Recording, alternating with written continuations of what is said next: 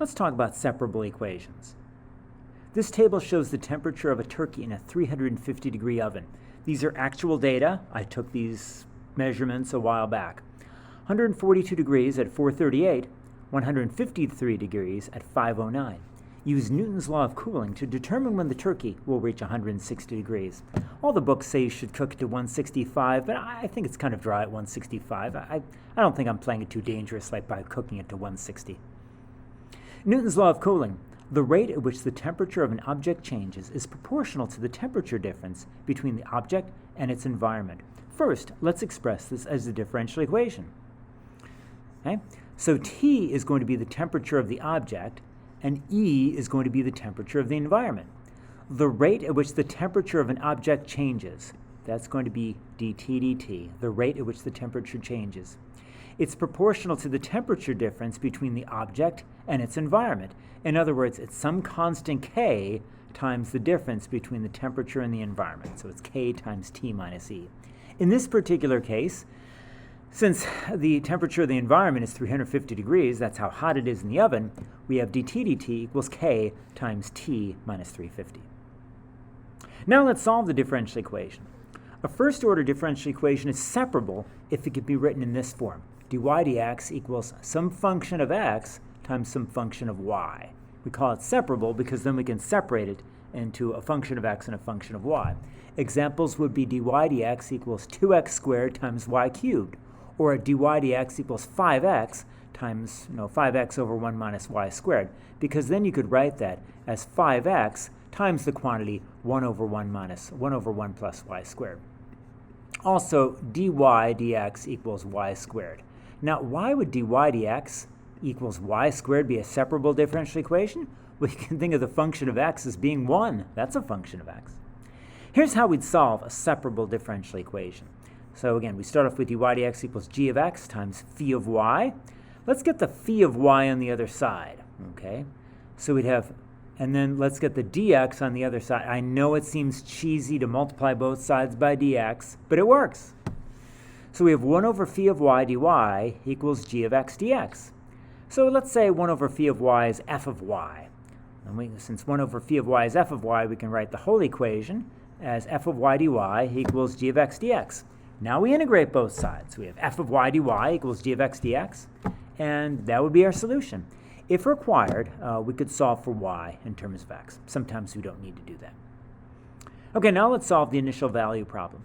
I know this first problem is complicated, but it's a real problem, not some bogus, goofy problem that textbook authors sometimes create. So here's our differential equation. dt dt equals k times t minus 350. This is a separable differential equation. So notice this is our function of little t, and this is our function of capital T. We also have t of 0 equals 142 at time t equals 0. Time t equals 0 is going to correspond to 438. It's 142 degrees. And we have t of 31 equals 153.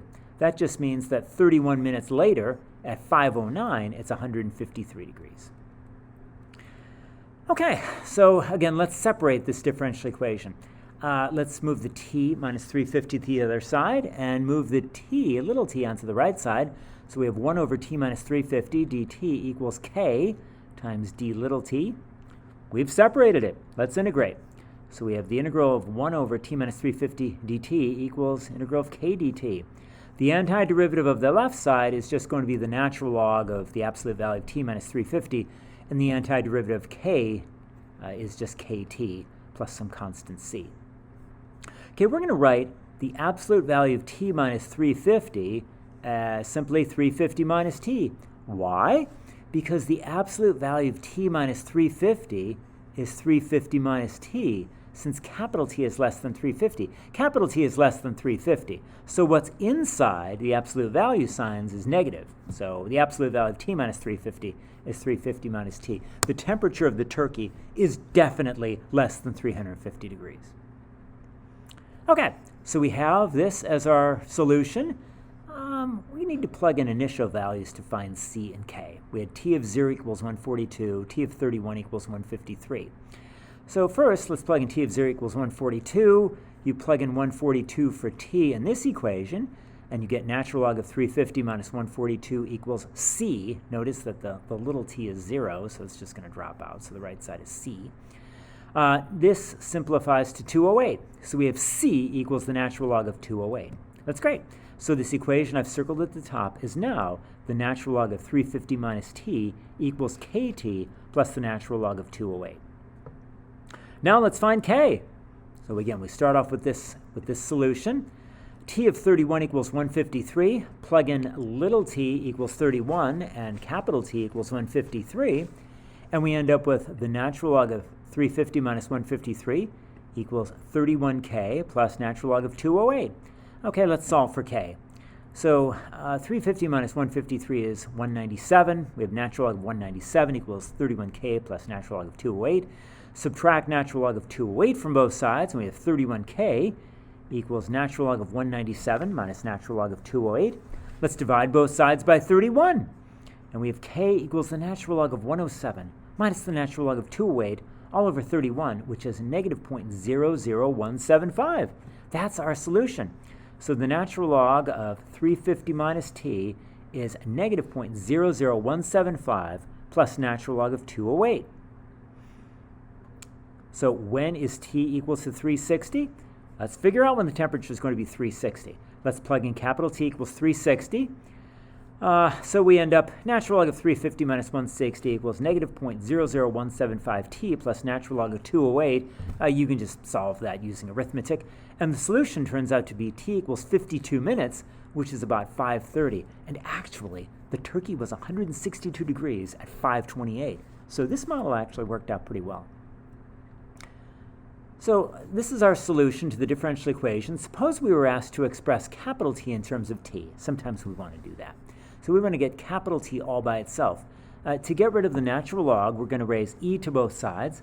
So we have e to the natural log 350 minus t equals e to this stuff, negative 0.00175 t plus natural log 208. The right side, you can break this up. It's e to the negative 0.00175 t times e to the natural log 208. E to the natural log 208 is just plain 208. So we have 208 e to the negative 0.00175 t. That's what the right side is. And as for the left side, we know what this simplifies to. E to the x and natural log x are inverses of each other. The left side just simplifies to 350 minus t. So we have 350 minus t equals 208 e to the negative 0.00175 t. Or if you get capital T by itself, get capital T equals 350 minus 208 times e to the negative 0.00175 t. And we've expressed capital T in terms of little t. Okay, here's another example, simpler example. Solve the separable differential equation dy dx plus 2xy equals 0. Express y as a function of x. So dy dx equals negative 2xy. Again, let's get the dx on the other side. dy equals negative 2x y dx. Let's move the y to the y side. And we have dy over y equals negative 2x dx. Integrate. And we have natural log y equals negative x squared plus c. Okay? So again, this is our solution to the differential equation. We were told that we want to get y as a function of x. So let's rewrite this. Again, we raise e to both sides. E to the natural log y equals e to the negative x squared plus c. E to the natural log y is just plain y. And the right side is e to the negative x squared plus c. We can break this up by the rules of exponents. This is the same thing as e to the negative x squared times e to the c. Okay, now this step is confusing. C is just a constant. So e to the c is just a constant. And so we're going to write this as, since e to the c just represents a generic constant, we're just going to write that as c. I know it's confusing to say, well, e to the c equals c. Yeah, technically that's not true, but c is just some generic constant. So e to the c is just constants. We'll just call it c. So we end up with c e to the negative x squared. And that's our solution. Y equals c e to the negative x squared.